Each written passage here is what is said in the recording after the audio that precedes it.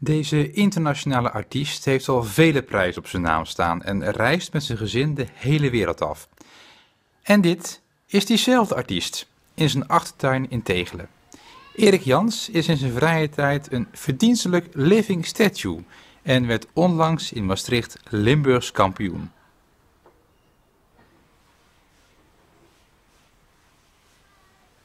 Ja, sinds kort. Mag ik me Limburgs kampioen noemen. Ja.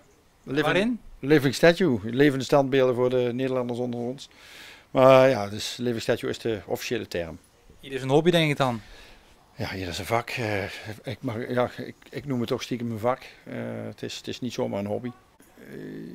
Voor mij is het vrij moeilijk, daar ik toch een vrij druk mannetje ben. ADHD-term komt dan wel eens om de hoek. Zelf ben ik daar niet zo fan van die benaming, maar goed.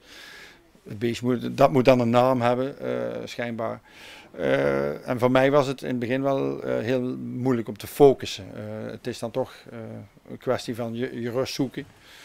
Ik heb daarvoor eigenlijk ook niet daarvoor, maar ik heb door mijn burn-out die ik had, heb een mindfulness cursus gedaan. En die heeft me heel erg geholpen om die rust te vinden. Wij zijn met een man of 10 en wij hebben dus, want dit is één pak, wij hebben verschillende pakken en verschillende acts. Okay.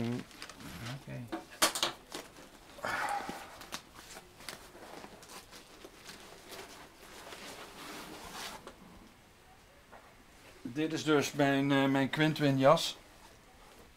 Hij weegt in totaal 6 kilo. En dan stilstaan. En dan stil. Het hele pak weegt in totaliteit 9 kilo. Ja, je kunt het zien aan de binnenkant. Je mag dat wel eens. Je ziet het is allemaal met ijzeren onderdelen. Het is met hol niet aan elkaar gemaakt. Om dit plaatwerk er goed aan te krijgen. Dus met dit exact hetzelfde. Dan zit er een 5 lagen verf op. Met een speciale vloeistof om het wat stijf te maken. Ja, goed, ja. Op televisie kun je dit niet voelen natuurlijk, maar ja, zo ziet dat eruit. Je ziet ook dat we het met schroeven moeten dichtmaken. Vanwege de zwaarheid van het pak en ook de stugheid van het pak. En als je dat een uurtje op hebt, dan begin je dat al te voelen. Plus dat vastgeplakt zit, links en rechts. Ja, dan, plus de lage smink die daaronder zitten, dan is dat ja, behoorlijk. Ja, het kan behoorlijk zijn. In Roemenië stonden we met 34 graden. Want we gaan dus ook naar het buitenland met deze acts. En dan, ja, we hebben handschoenen. Ja, het ziet er nou even een beetje rommelig uit, maar dat komt omdat ik het zomaar even meegegrepen heb. Ja, dit zijn... Heel de wereld gaat u over. Ja, Singapore zijn we in augustus geweest. Ja. Waarom mis ik Venlo in het rijtje?